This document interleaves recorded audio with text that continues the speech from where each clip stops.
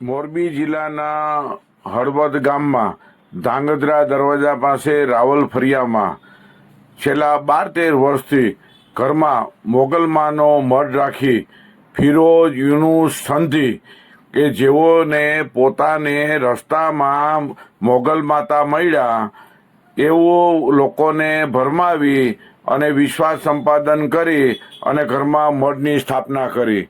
મઠની સ્થાપના કરી ત્યારબાદ રવિવાર અને મંગળવાર સાંજની 7:30 આજુબાજુ આરતી કરી મોડી રાત સુધી જોવાનું કામ કરતા હતા. આ શખ્સ છે કે જેઓએ માતાજી મૈડાનો દાવો કર્યો, ત્યાર પછી તુરંત જ પોતે હિન્દુ ધર્મનો અંગીકાર કર્યો છે એવું નામ જાહેર કર્યું. પરંતુ ફિરોઝ સંધી નામ બદલ્યું નહોતી. જે લોકો છે આંખ આડા કાન કરતા હતા. ભારતની ધર્મપ્રિય પ્રજા અને અંધશ્રદ્ધાળુ પ્રજાએ એને સ્વીકારી અને ત્યાં દર મંગળવાર અને રવિવારે આશરે 200 થી 300 આસપાસ લોકો જોડાવા માટે આવતા. એમાં નામ લખવું ફરજિયાત હતું. અમારી પાસે છેલ્લા 6-8 મહિનાથી ટેલિફોન મોબાઈલ ઉપર કાર્યાલયે માહિતી આપવામાં આવી કે ફિરોઝ સંધી માત્ર ને માત્ર પોતે હિન્દુ ધર્મની વાત કરી, માતાજીની નામ કરી અને ત્રાસ રાખી અને એમાં પૈસા લોકો સ્વૈચ્છિક મૂકે છે. આ આવક પણ મોટી થાય છે. 13 વર્ષથી મોગલમાનું મેરુ પરથી આવેલા મંદિર છે અને માતાજી અંદાજે 550-600 દીકરા દીધેલા. તમારું નામ શું?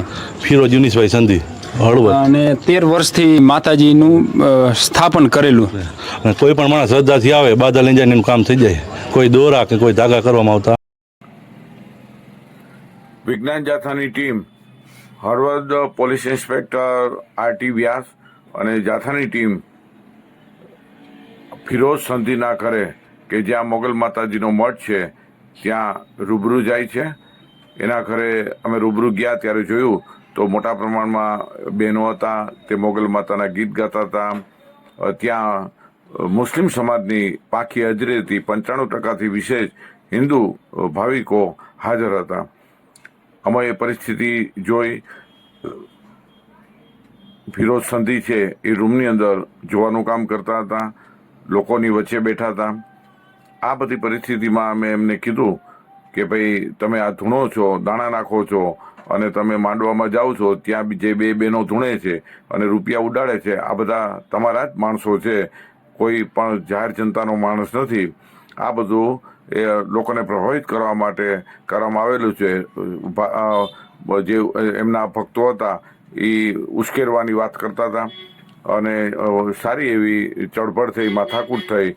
પરંતુ વિજ્ઞાન જાથાએ કીધું કે અમે 35 વર્ષથી કામ કરીએ છીએ, અમારે તટસ્થ અમે કામગીરી કરીએ છીએ. અમારું ફક્ત ને ફક્ત કે જે તમે ધૂણો છો અને જે અત્યારે તમે રૂપિયાનો ત્રાસ રાખ્યો છે એમાં પણ મોટી રકમ છે. હું રૂપિયા લેતો નથી અને બાધા ટેક રખાવે છે, અમુક વાર ભરવાનું કહે છે, નિસંતાનને સંતાન આપવાની વાત કરે છે અને લોકોના દુઃખ દર્દ મટાડવાની, અંદર પ્રેમ લગ્ન કે લોકોની સમસ્યાનું નિરાકરણની વાત કરે છે. આ બધી વાત છે જે ખોટી છે, વાહિયાત છે. લોકોને સારું થાય કે ખરાબ થાય એની સાથે તમારે કોઈ નિસ્બત નથી.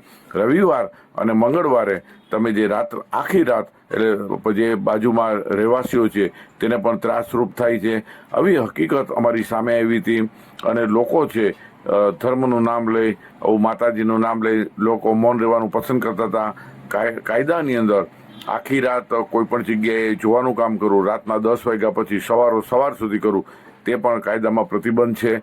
લોકોએ ફરિયાદ કરવા આગળ આવવું જોઈએ અને સાચી હકીકત લોકો સમક્ષ મૂકવી જોઈએ.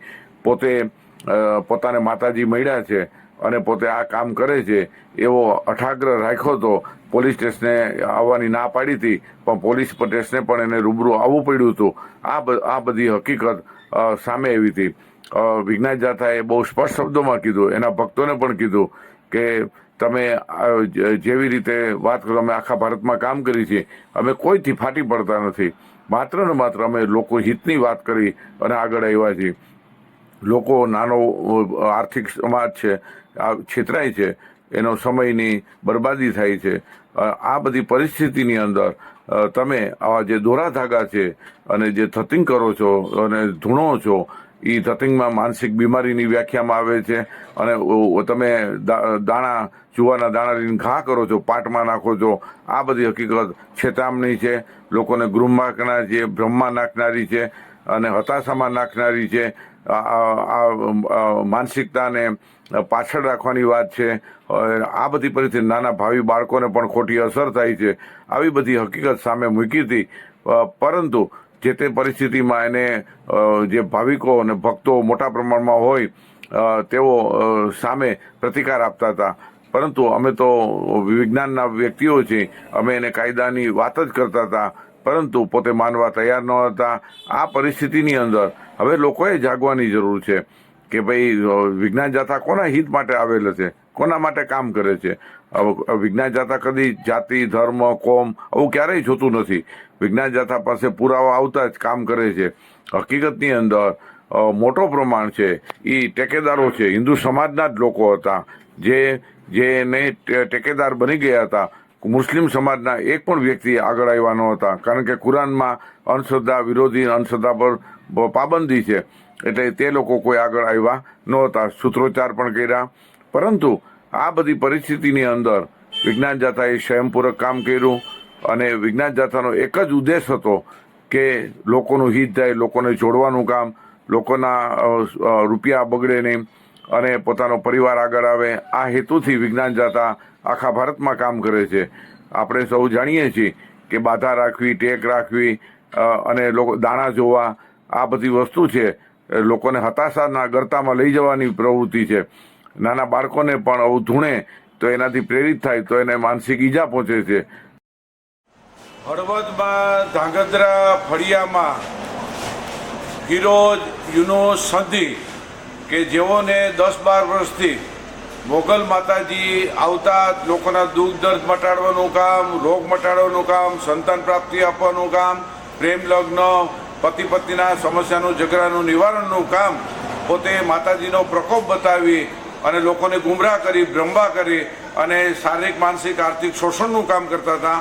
આજે હળવદ પોલીસ સ્ટેશનની મદદથી તેમને પોલીસ સ્ટેશને લાવવામાં આવેલ છે અને આ શખ્સ છે કે જેઓએ સરકારી જમીન દબાવી અને ગૌશાળા ઊભી કરીને લોકોમાં વિશ્વાસ સંપાદનનું કર્યું છે. અને આ વ્યક્તિ છે એનાથી અનેક લોકો પીડિત હતા. તેઓ જાતા સમક્ષ આવી અને કીધું કે દોરા ધાગા, ટેક અપાવે અને બ્રહ્મા નાખે છે અને જે સારવારમાં વિલંબ કરાવે છે, જે કાનૂની અપરાધ છે, ગુનાને પાત્ર છે. વિજ્ઞાન જાથાએ આજે વિધિવત રીતે પોલીસ ઇન્સ્પેક્ટરને ફરિયાદ આપી દીધી છે. આગળની કાર્યવાહી પોલીસ કાર્યવાહી છે. અમે લોકોને અપીલ કરી છે, હિન્દુ, મુસલમાન કે ક્રિશ્ચિયનની અંદર કોઈ પણ વ્યક્તિ માતાજીનો પ્રકોપ બતાવે કે ચમત્કારના નામે લોકોને ડર કે ભય ફેલાવે તેની સામે કાનૂની ગુનો દાખલ થઈ શકે છે.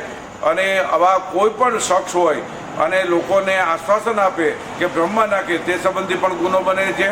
અને વિજ્ઞાન જાથા આ સમગ્ર ભારતની અંદર લોકોને જાણકારી આપે છે કે નવા વિધેયક પ્રમાણે કે કોઈને બ્રહ્મા નાખવો કે આશ્વાસન, ચમત્કાર બતાવી અને લોકોને ગેરમાર્ગે દોરવો એ કાનૂની, તમે કોઈ પણ વ્યક્તિ પોલીસ સ્ટેશનમાં ફરિયાદ દાખલ કરી શકો છો અને લોકો જાગૃત રહેવા જાથા અપીલ કરે છે.